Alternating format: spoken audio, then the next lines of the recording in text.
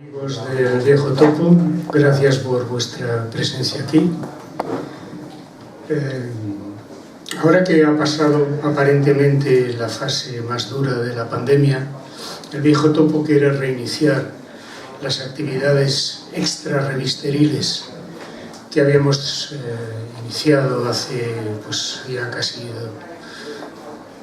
3 años y que dejamos de hacer hace 2 años en torno a cuestiones que nos parecían de relevancia en aquellos momentos. Hoy iniciamos un nuevo ciclo durante este curso que queremos dedicar al tema que aparece ahí en las pantallas de la reconstrucción de la izquierda, porque nos parece a algunos, no sé si todo el mundo estará de acuerdo, que las izquierdas hoy parecen estar como confusas y despistadas, desorientadas, ¿no? Tenemos una izquierda bien intencionada, pensando en Cataluña concretamente, ¿no? Una izquierda bien intencionada, pero que pensamos algunos que le falta carga ideológica, que le falta pozo ideológico. Tenemos una izquierda que se autoproclama como izquierda radical, pero que no tiene empacho en sostener y apoyar a un gobierno neoliberal que es el campeón de las privatizaciones de lo público. Tenemos una izquierda española que creo que se ha dado cuenta, si es que no lo sabía ya, que acceder al gobierno no es lo mismo que acceder al poder. En fin, sobre todo eso creemos que merece la pena reflexionar y abrimos este ciclo que iremos desarrollando a lo largo de este año. Como primera intervención tenemos con nosotros a Manolo Monereo, todos lo conocéis perfectamente, un hombre que ha publicado innumerables artículos y sigue con una producción altísima, ¿no? Prácticamente cada semana tenéis un artículo o dos publicados en algún lugar, que ha publicado numerosos libros, el último de ellos Oligarquía y Democracia, que publicó precisamente el Viejo Topo, donde se dan las claves de su pensamiento político. Y bueno, antes de darle la palabra al conferenciante, le quiero agradecer a la cervecería que nos haya brindado este simpático lugar para celebrar el acto, y nos ha brindado una magnífica cerveza también para celebrarlo después. Así que le paso la palabra a nuestro conferenciante Manolo Monereo. Yo obviamente agradecer la invitación, sabiendo que es el inicio de un ciclo de intervenciones y que mi intervención va a ser poner temas para que luego, no hoy, sino en diversas intervenciones posteriores, se puedan discutir a fondo.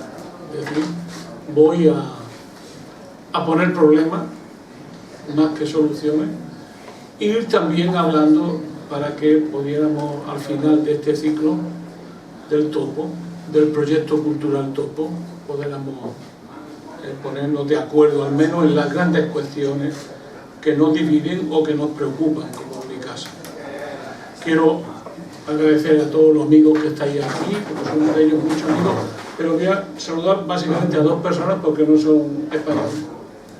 Uno es a Paquito López Helera, amigo cubano de siempre y un maestro en estas cosas que a mí me preocupan, y un señor que hay por ahí dentro, que fue jefe del gobierno peruano, Salomón Lerner Guiti, que me hace el honor de estar aquí, con el que estuve trabajando en Perú hace ya como 1 millón de años aproximadamente.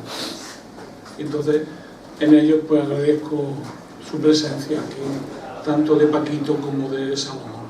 Manolo, ¿puedes acercarte un poquito al micrófono? Yo hago lo que me diga el partido. Es porque como entra sonido de allá afuera, entonces... Conforme menos centralismo democrático tenemos, más lo echo de menos. Estoy hasta el gorro de que vaya centralismo democrático. Hasta el gorro. Quisiera empezar con un pequeño prólogo en torno a 2 reflexiones. Una se le añaden o a Jameson o a Zizek, que viene a decir algo así como: es más fácil imaginar el fin del mundo que del capitalismo. Eso tiene que ver con una inmensa derrota. No hay posibilidad de entender cualquier proyecto de reconstrucción de la izquierda sin partir de la idea de que la gran cultura obrera organizada que fue el socialismo, el comunismo y el anarquismo han sido derrotados centralmente en lo que pudiéramos llamar el imaginario alternativo y el proyecto alternativo de sociedad, hasta el punto de que el fin del mundo está próximo, pero nunca se nos ocurre decir aquello de socialismo o barbarie. Ha desaparecido el socialismo y hay muchísima barbarie encima de nosotros. Por lo tanto, siempre que hablemos de la reconstrucción de la izquierda y sus inmensos problemas, hay que partir de esta realidad sin la cual no entenderíamos lo que está pasando. Y luego, un segundo punto que he podido reflexionar con él en un libro reciente de Luciano Canfora, que se llama La Metamorfosis, donde tiene que ver con un problema serio de la izquierda europea, que es algo así como vivir en un continente donde somos revolucionarios sin revolución. Es decir, vivimos en un mundo, esto lo decía Hobsbawm, lo ha dicho varias veces muy bien, en un mundo donde no ha habido condiciones revolucionarias. Entonces, cómo ser revolucionario en condiciones no revolucionarias es un pequeño problema que estratégicamente hemos tenido. Lo diremos. Si nos leemos esas cosas que decía Lenin sobre las condiciones de la revolución, ¿cuántas condiciones de la revolución ha habido en Europa en este último siglo? Desde el 17. Si pensamos bien, dos condiciones revolucionarias, el 17 y el 45. Si somos optimistas como mi amigo trotskista, digamos que la del 68 también. Lo que pasa es que ahí tengo una opinión muy dura en contra. Pero podemos decir que también el 68 fue un momento de revolución. Lo digo de otra manera, son 3 momentos revolucionarios en un siglo, prácticamente. Se puede decir que hay más revoluciones, ha habido más intentos, claro, 90 años. Estoy hablando de grandes revoluciones, condiciones revolucionarias. Y de la otra, para que también nos asentemos en el territorio que tenemos que ver. Si, como decía el joven Lukács, que fue el primero que hizo un libro serio sobre Lenin intentando calibrar su pensamiento, hablaba Lenin o la actualidad de la revolución. Pero la actualidad de la revolución de Lenin duró exactamente del año 17 a 1922. Ahí se acabó la actualidad de la revolución y vino la actualidad de la contrarrevolución. Nos quedó el pobre Gramsci dándole vueltas porque perdimos una vez más. Pero ese era, creo que tiene mucha importancia a partir de este dato, porque toda la tercera internacional, toda la cultura de la tercera internacional era luchar por una inminente revolución. En el año 22 llegó Benito Mussolini al poder, y a partir del 22 en adelante la historia de Europa es la historia de la contrarrevolución vencedora contra los intentos de insurrección proletaria. Entonces se puede decir que a partir de ahí el único gesto importante, que es el que cuenta Canfora en La Metamorfosis, que hablando del Partido Nuevo de Togliatti, que era donde aparece la reformulación togliattiana, gramsciana, de cómo luchar por la transformación socialista en condiciones no revolucionarias, en condiciones no de insurrección, es decir, lo que tantas veces hemos llamado de una lucha sistemática, seria, profunda, por disputarle la hegemonía a los poderes capitalistas, entre comillas, en condiciones democráticas. Yo creo que estas dos reflexiones me van a acompañar como leitmotiv en esta intervención para asentarnos en la realidad y no sufrir demasiado. Es lo que viene, para no sufrir demasiado. Voy a intentar hacer lo primero lo que en los viejos tiempos se llamaba un análisis de fase. Voy a intentar, con toda la petulancia del mundo, definir la fase en la que estamos. Siempre con la idea de que esto es una intervención abierta que tiene que ser continuada. El primer hecho fundamental de esta etapa, lo que marcará esta etapa y los próximos 20 o 30 años, es la gran transición geopolítica que estamos viviendo. A mí me asombra que la izquierda no preste atención a esto, y sobre todo la izquierda española. Me llena hasta de emoción, por no cabrearme hasta límites imposibles de contener. Es, por primera vez en mucho tiempo, estamos delante de una sucesión hegemónica, y donde el poder omnímodo de Estados Unidos está siendo puesto en cuestión por una potencia emergente y en un nuevo bloque histórico-social emergente, encabezado por China. Ese es el hecho más importante de nuestra época y que nos va a marcar a nuestra época. Yo comentaba a los compañeros, algunos se han puesto así un poco, el hecho histórico-social más importante de la modernidad es la Revolución China y su consecuencia. Nunca en la historia de la humanidad un país en 40 años ha sacado de la pobreza a 800 millones de personas. Nunca. Es el hecho histórico-social más importante, que lo tenemos delante de nosotros y que no nos atrevemos ni a hablar, porque es una potencia autoritaria que ha cometido el error de sacar a 800 millones de pobres de la pobreza. Imaginaros qué fue la revolución industrial en Inglaterra, cuánto había detrás. Imaginaros qué fue la revolución industrial europea. Estamos hablando de 800 millones de chinos que, como luego diré, van a encabezar la insurrección de Oriente y la derrota de Occidente. Por tanto, el primer hecho fundamental es este. Esto va a desplegar una ofensiva enorme por parte de Estados Unidos, que no aceptará jamás ser desposida de su poder, y llegará a la guerra. No tengo ninguna duda de esa posibilidad. Por tanto, ese es para mí el gran momento histórico-social que estamos viviendo. Todo lo demás considero que es secundario. Este se ha hecho por primera vez después de la caída de la Unión Soviética. Hay una potencia que los desafía en un marco de una alianza más amplia y que los cuestiona, pero con una diferencia. Esa potencia tiene la misma capacidad económica que nunca tuvo Rusia. China le disputa la economía a Estados Unidos, cosa que nunca pudo hacer en ningún momento la antigua Rusia. En alianza militar con Rusia, eso supone un poder de enorme magnitud.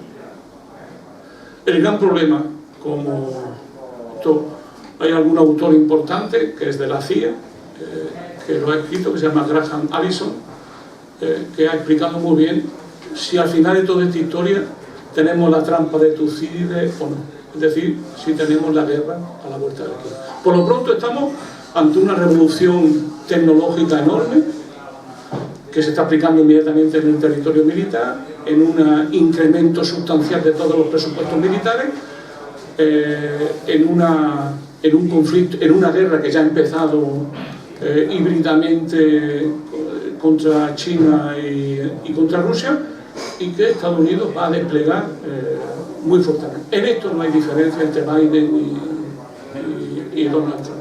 Es más, cada día se parece más el camarada y compañero Biden al fascista Donald Trump.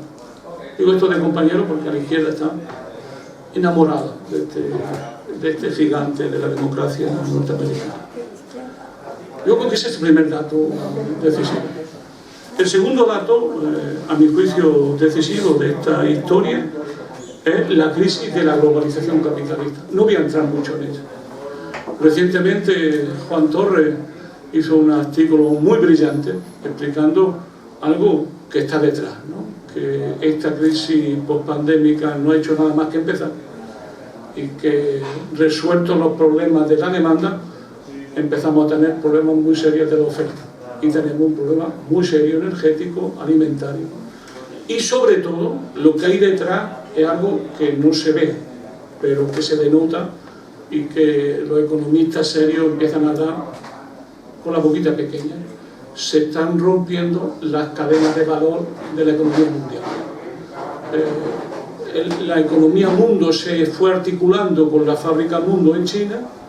Eso tenía unas cadenas de valor donde se estaban integrando los procesos productivos fragmentariamente articulados, luego se unificaban en las casas matrices de las grandes empresas.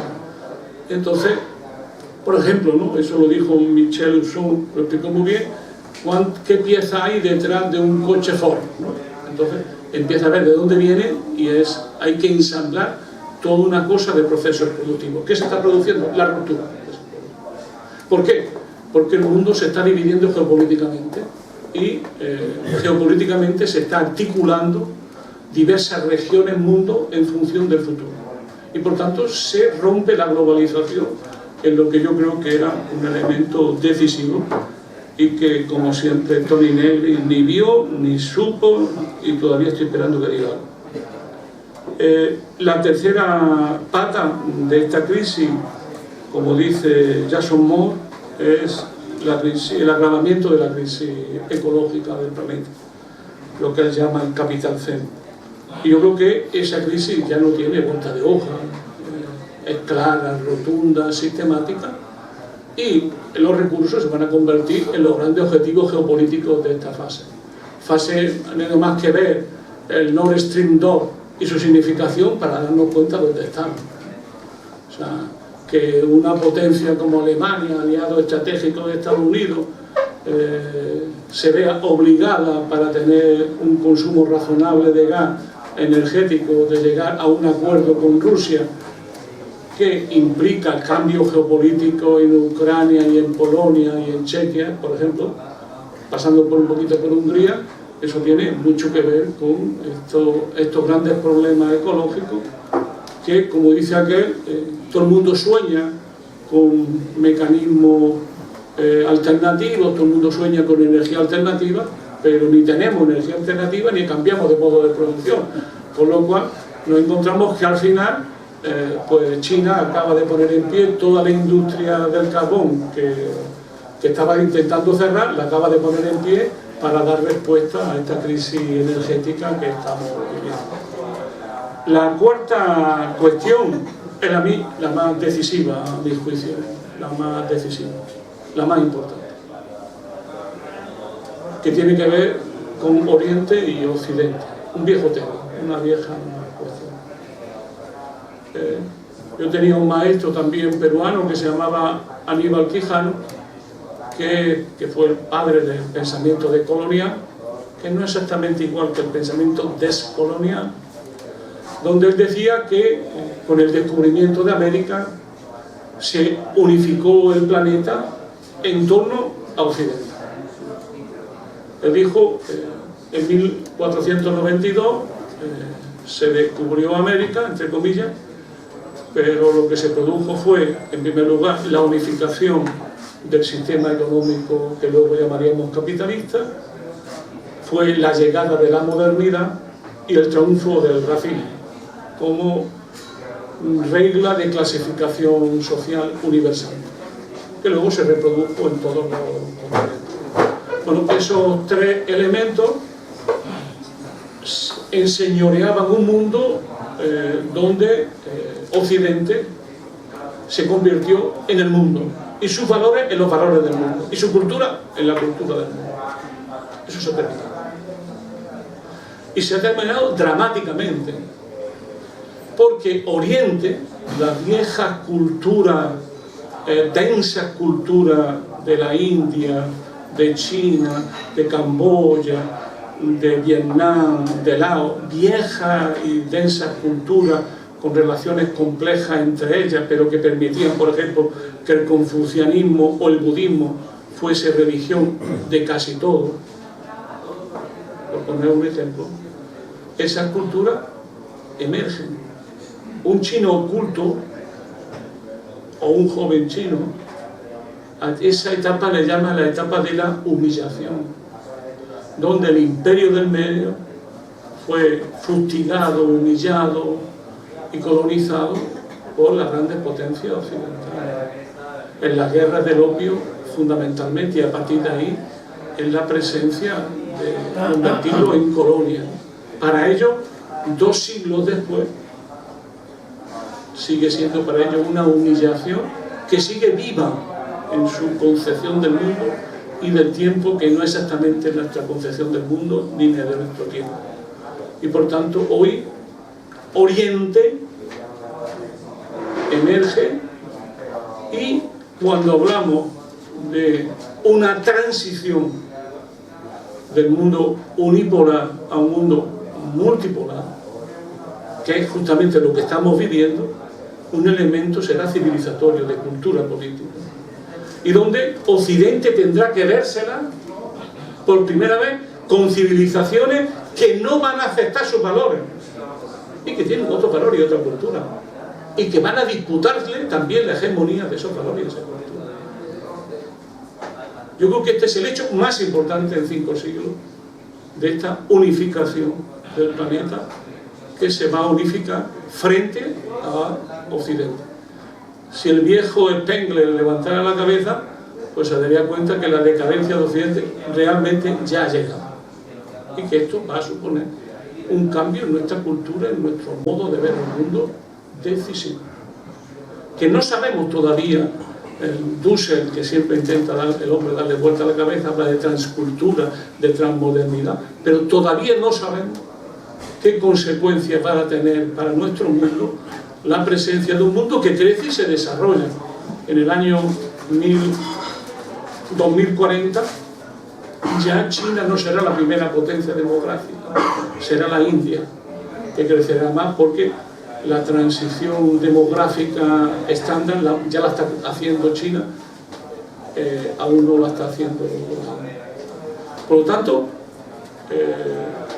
el tema central es este, es que Occidente está perdiendo su centralidad en la economía del mundo y que el poder se va hacia Oriente.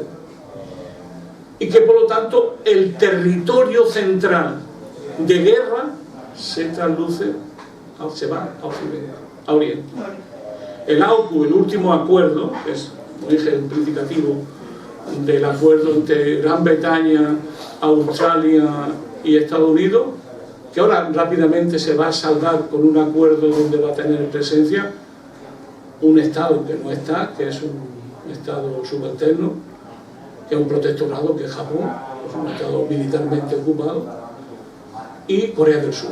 Estos dos se van a sumar ya inmediatamente a este acuerdo, y en ese contexto, como veréis, el tratamiento que ha dado Estados Unidos a Europa es digno de mejor mención, y especialmente a Francia, que le ha dado el agrandir en toda la boca, cosa que el señor Macron está digiriendo con alguna dificultad.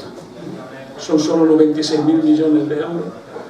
No es mucho, ¿no? Pero tiene su significación tal como está la grandeza.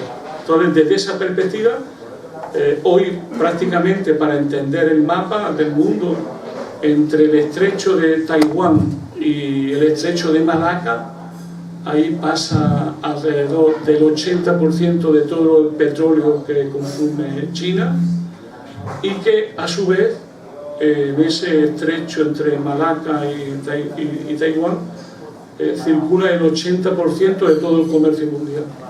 Es decir, hoy prácticamente la economía mundo se está articulando y concentrándose en esa zona tan peculiar, y obviamente con un rearme sistemático y de grandes dimensiones, ¿no?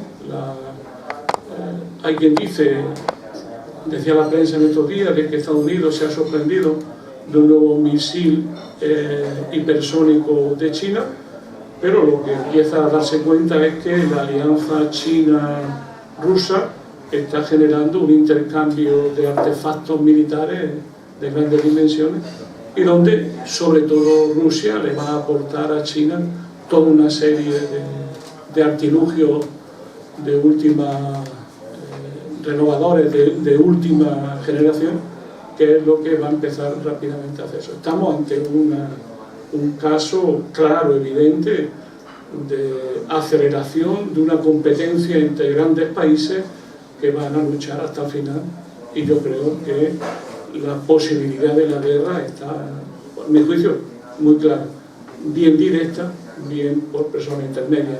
Recientemente un submarino nuclear norteamericano ha tenido un accidente en el estrecho de Taiwán, que bueno, no sé cómo se ha resuelto al final, pero cada vez estamos en una guerra que cada vez es más caliente y donde ya detrás de la guerra hay una guerra cibernética, detrás de esta guerra hay conflictos híbridos clarísimos, detrás de esta guerra hay elementos cruciales de empleo de la inteligencia artificial en la industria militar, que va a ser enorme, va a tener consecuencias enormes. Es decir, estamos muy cerca de un conflicto general que a su vez va a llevar a un cambio de eje en las civilizaciones que dirigen el mundo. A mi juicio, estamos viviendo en un elemento definitorio, de época, de cambio de época, como nunca hemos visto antes. Como nunca hemos visto antes. Por fin, Oriente se va a liberar y le va a disputar a Occidente la hegemonía. Con todo lo que Oriente, es un mundo aparte. India jugará su juego, también lo va a hacer Pakistán, lo va a hacer también China, lo va a hacer el país islámico más grande del mundo, que es Indonesia, es el país islámico más grande del mundo. Y obviamente los amigos de Norteamérica van a hacer también su política de alianza. Ese es el mundo en el que estamos. Y resumiendo, con una agravación enorme de los problemas ecológicos, sociales, tan fuertes y tan característicos del momento que estamos viviendo. En esta historia, la pregunta rápidamente es, oye, ¿y Europa dónde está? Claro. Bueno, no se le espera. No quiero meterme mucho en lo que está siendo la definición de lo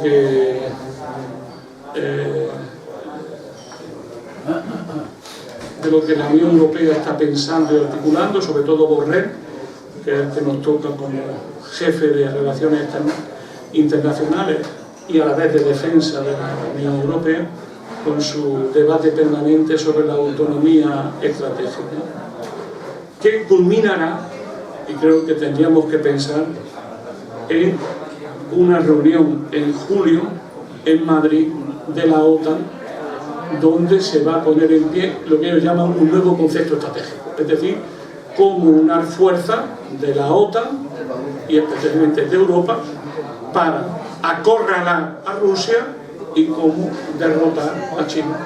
¿Y cuál es el papel en esa guerra de Europa en alianza con Estados Unidos? Como veréis, de esto no se habla en los medios de comunicación. Pero este es el tema más importante para Europa en este momento. ¿Qué es lo que Europa no ha definido aún? Lo que diríamos la decisión política fundamental de Europa. La que no ha hecho. Es muy simple. ¿Estamos con un mundo multipolar o defendemos el mundo unipolar? Hasta ahora Europa ha defendido el mundo unipolar. Ha sido el gran aliado de Estados Unidos.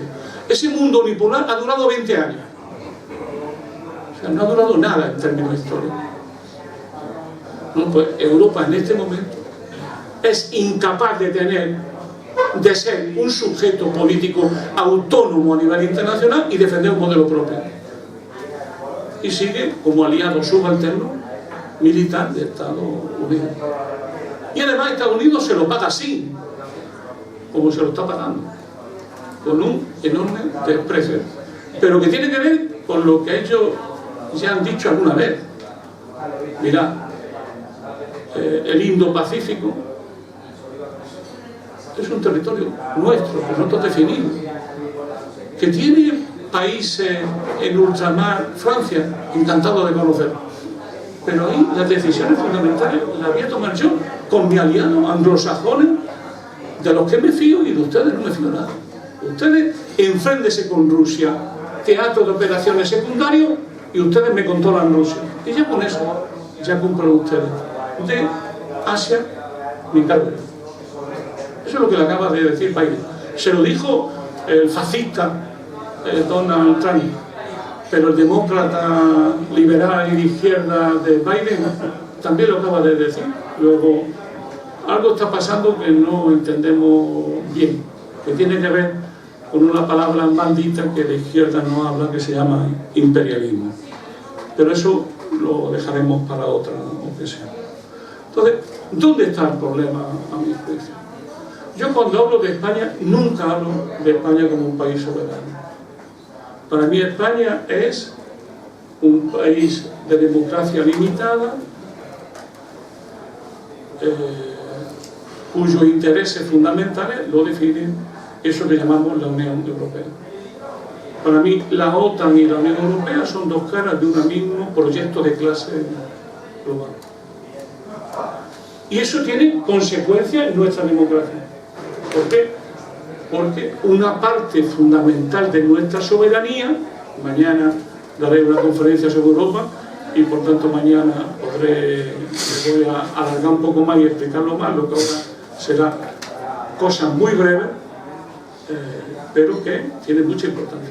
Es decir, Europa define las grandes decisiones de España y además España lo hace encantado. Y el pueblo español lo sigue también, por lo que se ve, encantado de conocerse.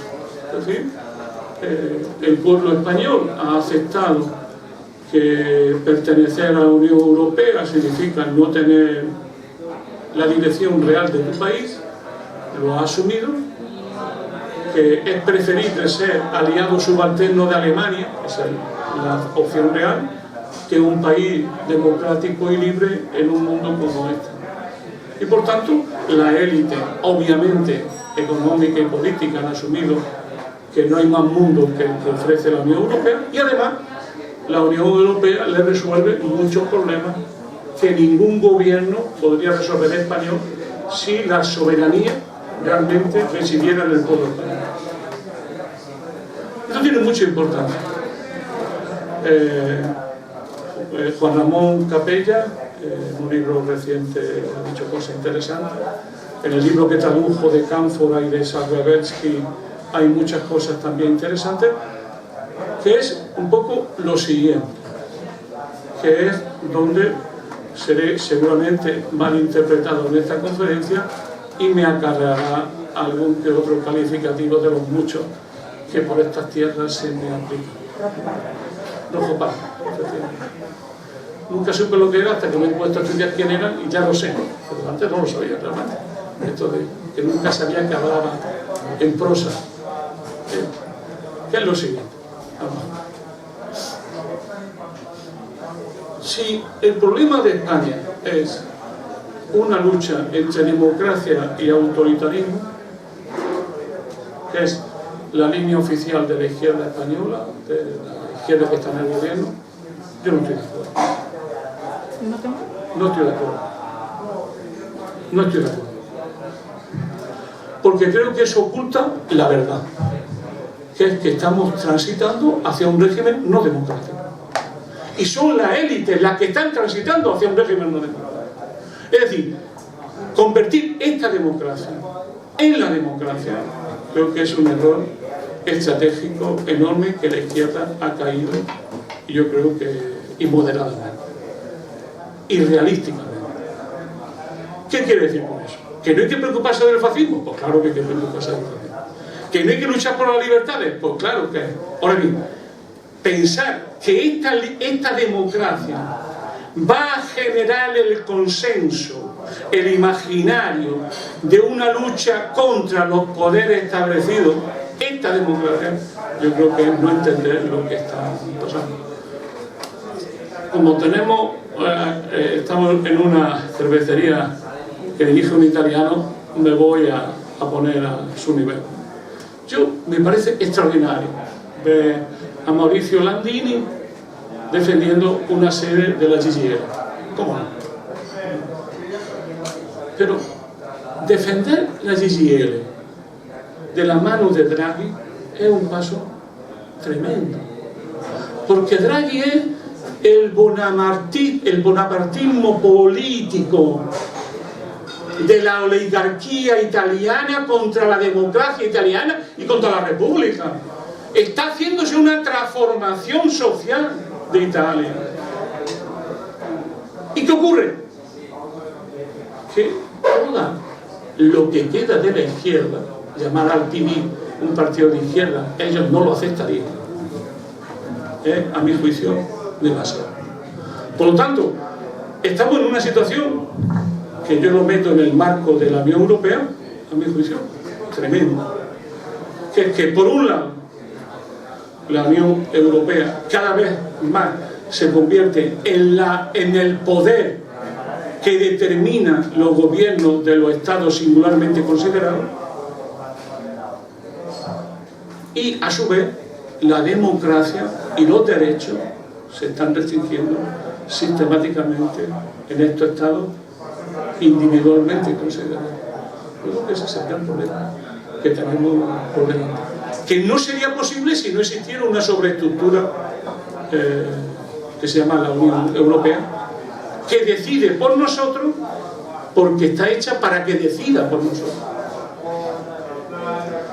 Pongo otro ejemplo para meterme en el charco, un charquito bien grande. O sea, yo no considero que el ordenamiento jurídico europeo esté por encima del ordenamiento jurídico de los estados. Aunque lo diga Polonia.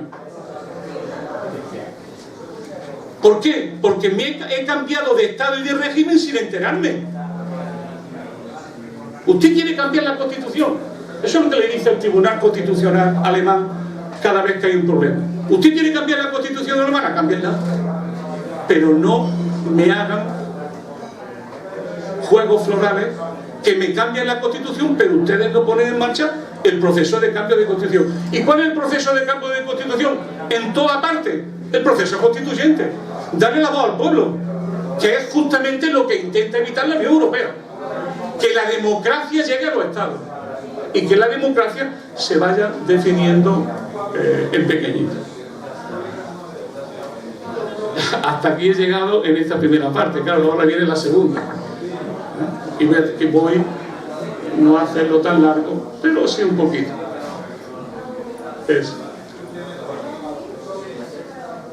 ¿Cuál es la situación de la izquierda en este momento? No es casualidad el orden de exposición que he hecho, porque el orden de exposición que he hecho tenía, le digo la verdad para que ustedes me juzguen mejor, tenía un propósito, demostrar una cosa, que la insuficiencia de esta izquierda para entender los nuevos fenómenos que están ocurriendo. Esa es para mí la crítica de fondo que se podía hacer a esta izquierda. Es decir, no estamos preparados, no tenemos el nivel de conciencia, ni cuadro, ni conocimiento, ni especialidad, ni cultura para entender los cambios que están operándose en el mundo. Y aceptamos ser sujetos pasivos y no aceptamos ser sujetos activos. Esto ya ha ocurrido en la historia del movimiento obrero, lo que estoy diciendo. Hay una época señera, fundamental, que fue suerte la época más fructífera del marxismo en su historia, que va del año 1870 a 1914. En esos años hubo un cambio de etapa del capitalismo que creo que es inferior al cambio de etapa que tenemos ahora por delante. Y ahí aparecieron todas las grandes espadas. Kautsky, Lenin, Rosa, Buharin, todos aparecieron en ese debate sobre qué era eso del imperialismo. Eso se le llamó muchas cosas, pero el marxismo estuvo atento a esa realidad y dijo, no, esto hay que pillarlo. Este cambio de naturaleza del capitalismo no puede ser dejado solo a la élite dominante. Tenemos que dar teoría, tenemos que convertir la teoría en política y de ahí trabajar en la perspectiva revolucionaria. Y ese fue el gran debate que nunca hemos tenido ahora de esa situación. Por lo tanto, hablar de la izquierda sí. Ahora bien, partiendo de un dato, de la debilidad de esa izquierda orgánica, ideológica, política y estratégica, que se esconde con sus buenos resultados electorales.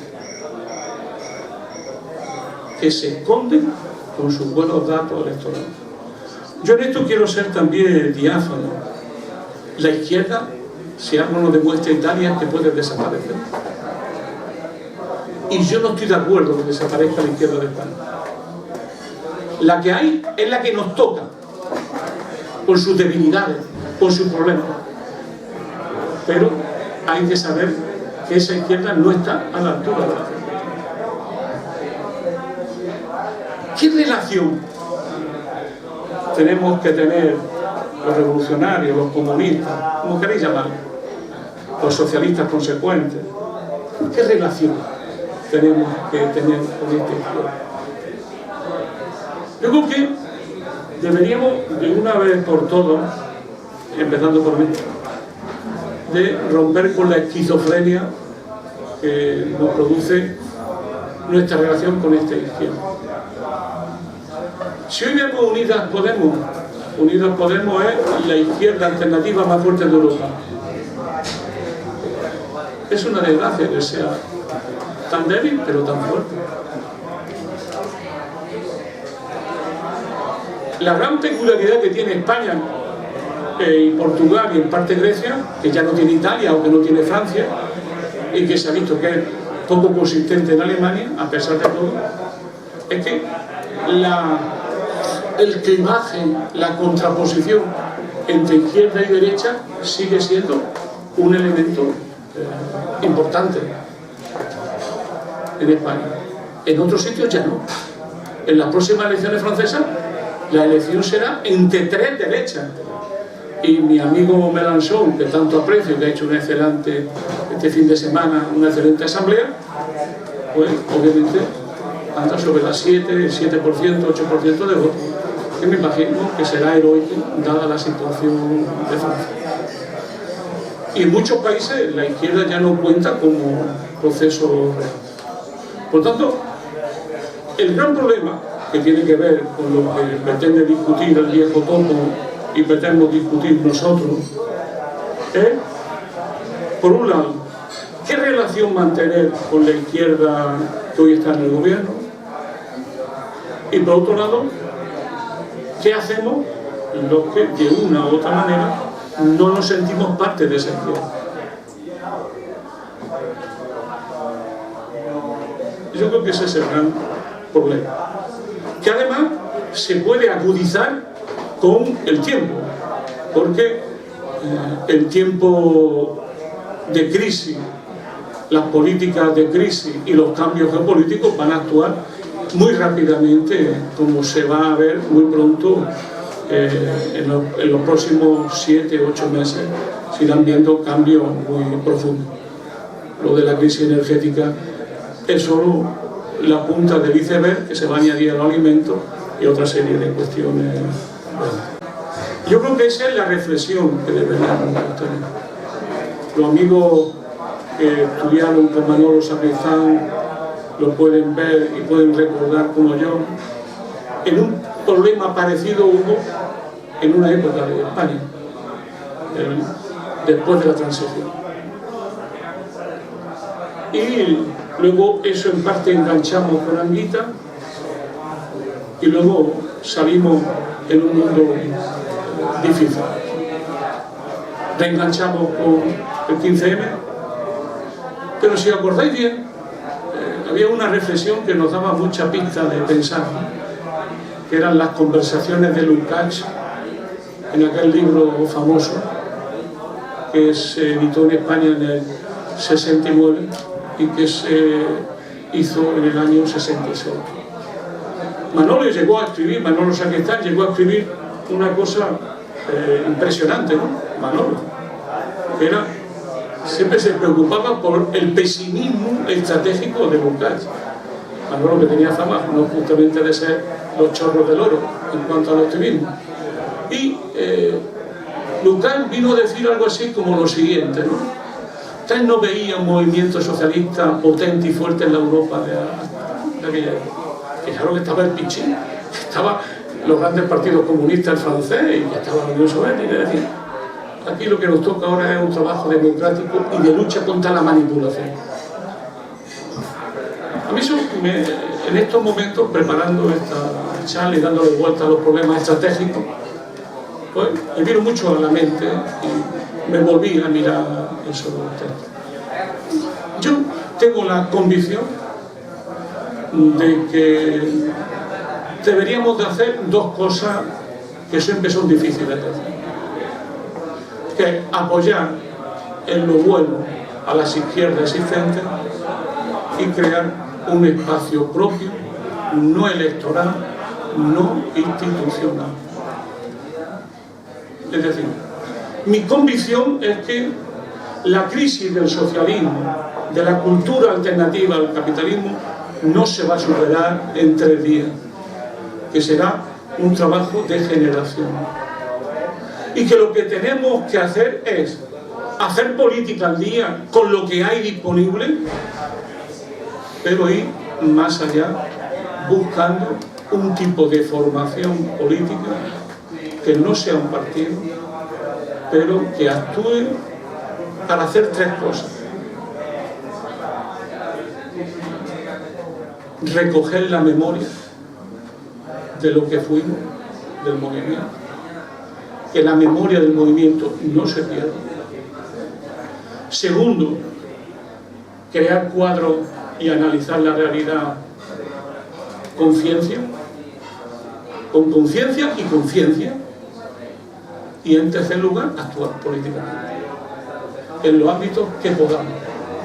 No quedarnos solo en un estudio de la realidad, sino ser capaces de actuar en ese doble plano.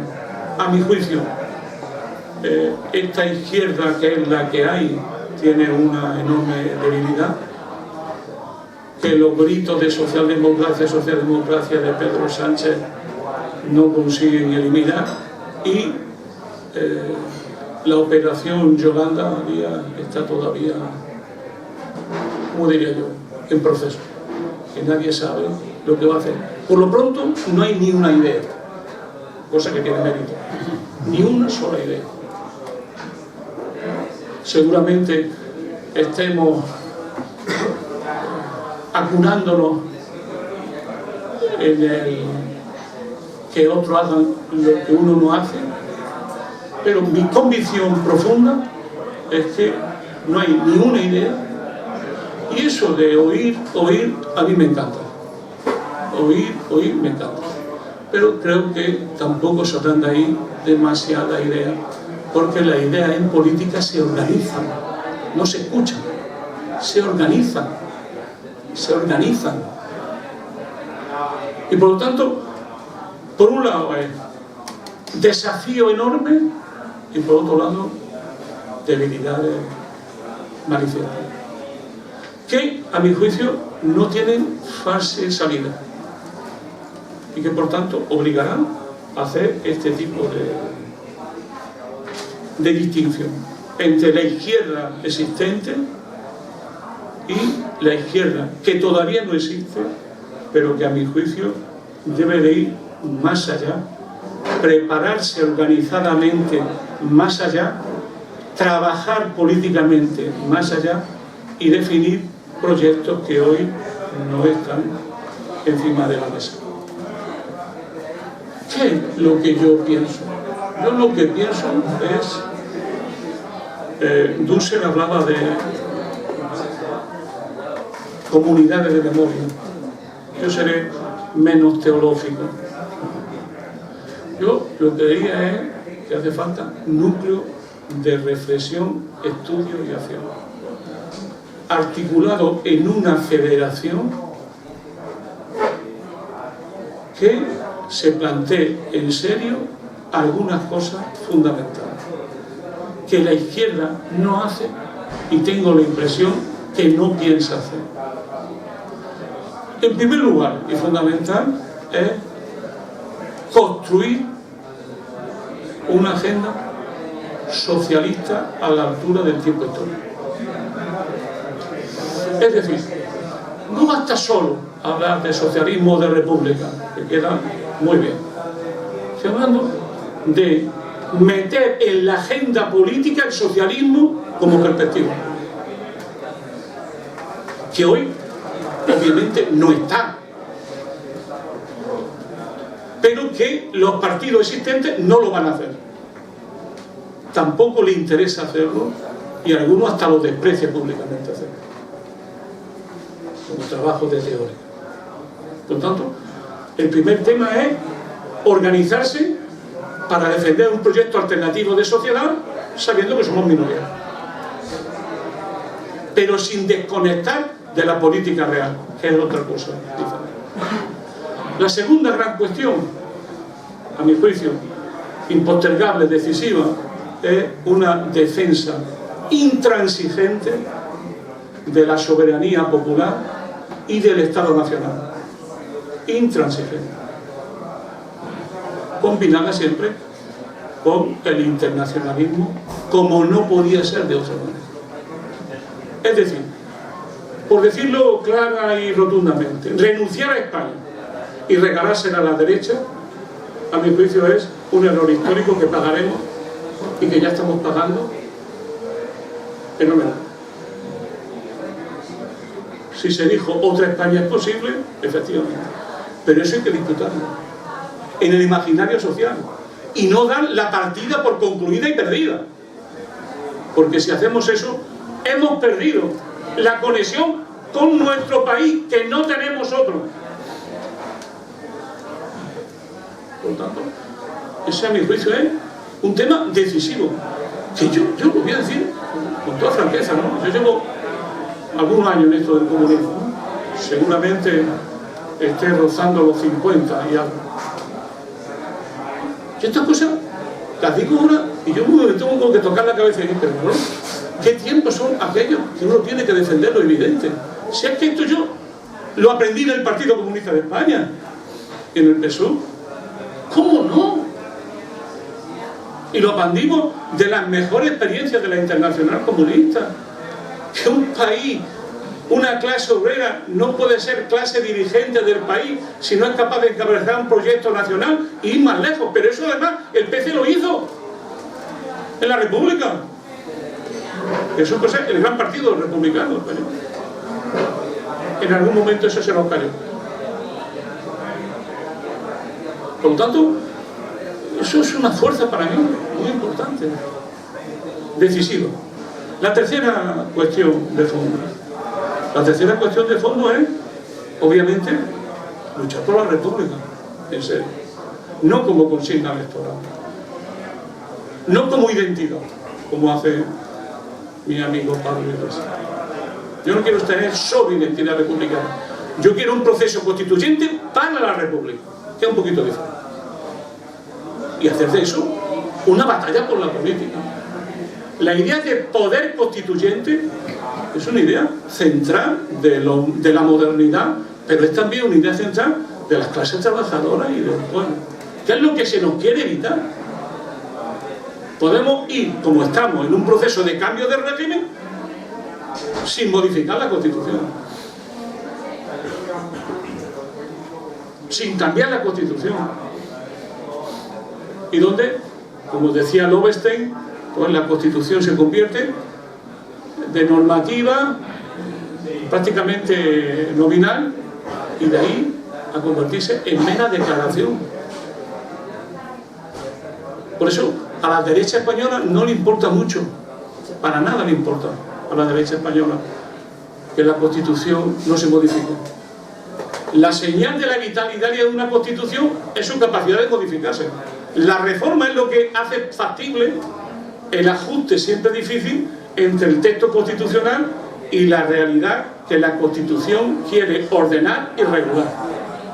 Esa relación es muy difícil y exige readaptaciones. Unas son por vía judicial, otras por vía de la costumbre y otras, si son readaptaciones significativas, obligan a un cambio de la propia Constitución y una reforma de la Constitución. ¿Qué ocurre? Que en España la reforma de la Constitución no se piensa hacer por una razón muy simple, porque sabe que si se abre el melón de la Constitución surge el problema de la monarquía. Entonces, ¿qué es lo que tenemos por delante? Una Constitución irreformable que cada vez se aparta más de la realidad. Pero eso, ¿qué le importa a las derechas? Cuando las derechas lo que tienen es, en la cabeza, a mi juicio, sobre todo, el Vox, un cambio de régimen sin decirlo. Y a un nuevo cambio de régimen. Entonces, desde esa perspectiva, a mi juicio, la idea de la república como autogobierno, como soberanía popular fuerte, tiene una enorme importancia. En cuarto lugar, yo creo que a esta altura del negocio está claro que hay que ir más lejos ya del estado social que hemos conocido, porque ha demostrado una cosa importante, que es reversible, y por tanto hace falta nuevas reformas, lo que podríamos llamar una democracia económica como vía para una nueva lógica del socialismo, que es lo que dijo Olin Wright en el último libro que escribió justamente después de muerto, o mientras que estaba el hombre luchando por la vida.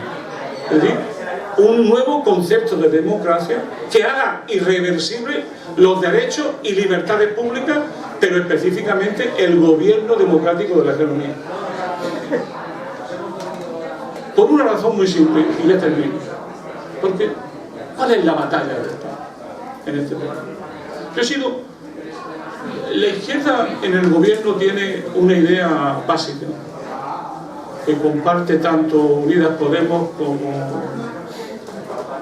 como Pedro Sánchez, que es la hipótesis liberal y el europeísmo fuerte que tienen los gobiernos de la Unión.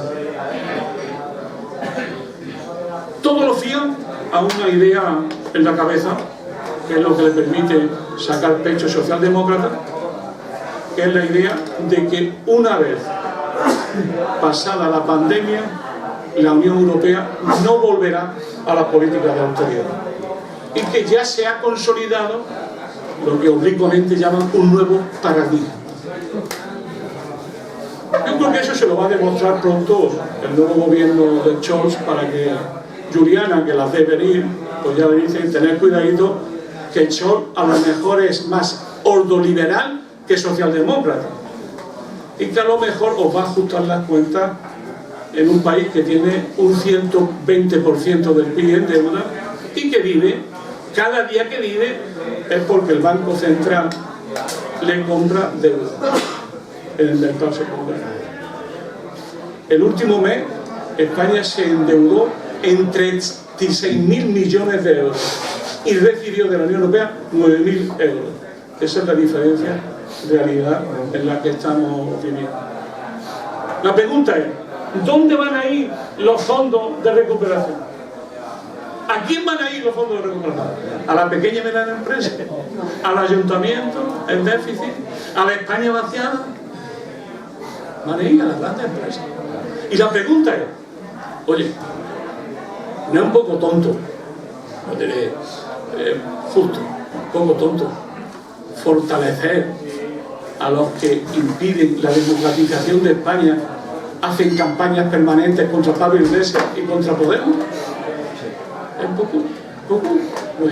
Está alimentar a la bestia que os come, no parece que sea el mejor camino. Y por tanto, ya sabemos todos que la parte gruesa de los 36.000 millones, más o menos, que nos van a llegar, más o menos, no mucho más, esos dineros van a reforzar a los grandes oligopolios y específicamente a los energéticos y los de transporte, bajo el principio de la transición energética, etc. Por lo tanto, tenemos un dilema difícil de resolver en nuestro país, que es el siguiente. O somos capaces de democratizar la economía y poner límites a la oligarquía que nos gobierna, o la democracia española seguirá en un proceso de involución que bastará solo que aprieten un poquito en Bruselas o que lleguen la derecha al gobierno para darnos cuenta que estamos viviendo en una situación, yo diría que delicada políticamente. Y esto es todo lo que yo quería deciros en esta tarde. Es decir, la idea, daros una buena noticia y otra mala. La mala es que la izquierda, por la que muchos de nosotros luchamos, no va a venir. Y que tendremos esto, que comparado con lo demás está bastante bien, pero claro, eso no ayuda mucho en los momentos en los que estamos. Y la buena noticia es que, como siempre, esto depende de nosotros, de nuestro compromiso, de nuestra capacidad de acción. Esto lo dijeron unos jóvenes airados allá por el año 1848 en un manifiesto que no escucharon mucho, que no oyeron mucha gente, y vino a decir aquello de que en ese manifiesto que había muchos fantasmas. Ahora son muchos, no es el fantasma del comunismo, sino el otro, el que más nos acecha. Pero por otro lado nos dijeron dos cosas importantes: que los comunistas se distinguían de los demás partidos en dos cosas importantes. Una, que no formaban partido aparte del partido del proletariado. Y la segunda era que en cada lucha cotidiana nunca olvidaban el objetivo final del socialismo. Cuando yo hablo de federación,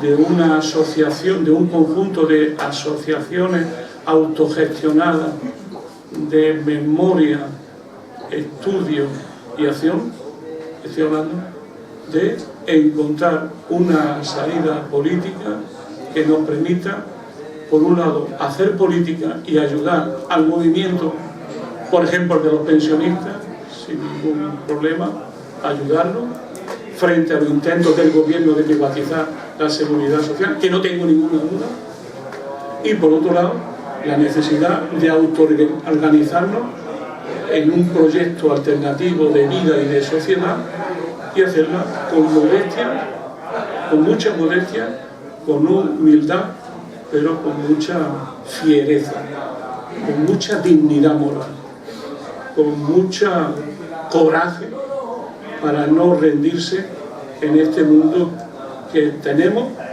y sobre todo para el mundo que viene, aunque sea por las futuras generaciones y no para nosotros. Memoria, análisis, cuadro y acción política siempre cotidiana para cambiar el mundo. No es poco, pero bueno, podemos discutirlo.